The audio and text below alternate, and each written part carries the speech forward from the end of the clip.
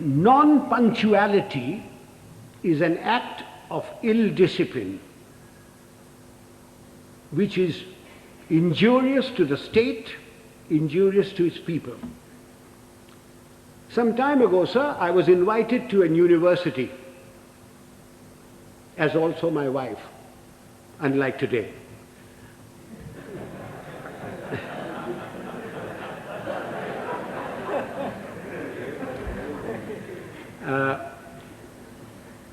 I was called there at a convocation at 5 o'clock in the evening. And having been in the army for 50 years, telling the driver, go slow, go fast, arrived there at 5 o'clock in the evening. I was received by the Vice Chancellor and his lady, the Union Secretary, escorted to the dais. My wife too was asked to sit on the dais, and she politely refused, saying that she'd much rather sit down, as this is the only opportunity she has to look up to me. And as usual, I was garlanded.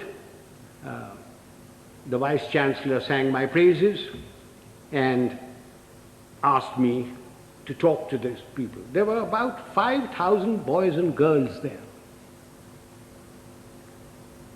plus deans, plus professors, plus lecturers, everybody. And as I got up to get to the desk, to the lectern, the Vice Chancellor says to me, sotto voce, Field Marshal, a fortnight ago we had invited a VIP to the same function. He was allowed to stand at the lectern for exactly 15 seconds. I wish you good luck. I said to myself, had the Vice Chancellor said this in his letter of invitation, I wonder whether I would have come. Anyway, I got up to the lectern and I addressed the gathering for the amount of time that I was allowed. I was heard in pin-drop silence, and at the end of it, I got a thunderous applause. The Vice Chancellor and his lady, the deans, professors, lecturers, the student body, and even my wife stood up and gave me a standing ovation.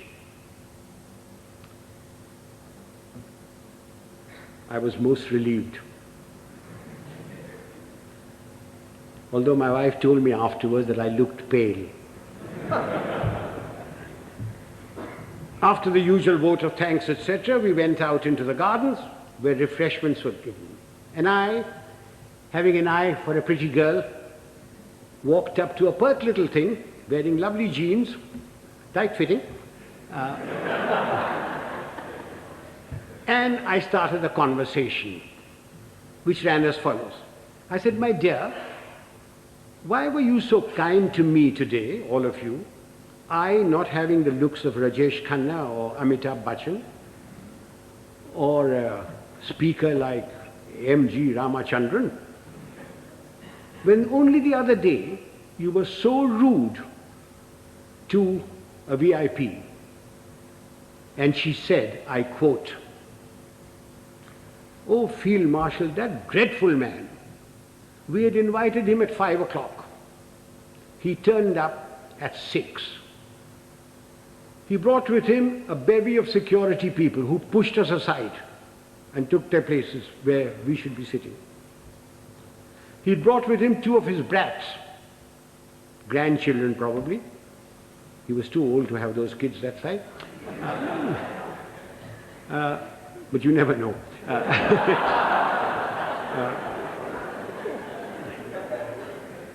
He was received by the Vice Chancellor and lady. He was the Union President garlanded him, and he demanded garlands for his 2 brats. The Union President, being very flexible, diverted the garlands for the Vice Chancellor and his lady to these brats. And then the Vice Chancellor sang his praises, saying how fortunate we were that he had come here, that he has done so much for the country, And all the while, this man sat there. He had come unwashed, unshaven, wearing a dhoti, exposing 4/5 of his legs, scratching away.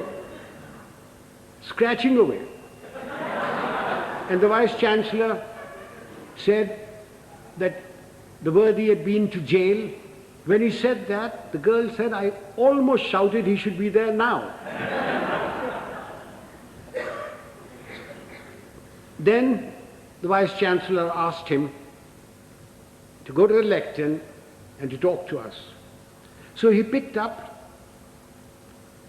the lemonade or limca or whatever was there, which belonged to his female offspring, and took a sip, which started a howl. When that subsided, the worthy came to the lectern and said, friends and well-wishers, I have not had time to prepare my speech, but my secretary has written something for me, and he produced a whole heap of paper. He said, without any premeditation, without any thought, we made his stay very short. I unquote. Sir, I thank my lucky stars that 50 years in the army had made me come on time, that I'd been brought up to shave in the morning and shave in the evening if there was a function, that I had a lounge suit on, and although I have very nice legs, I didn't expose them.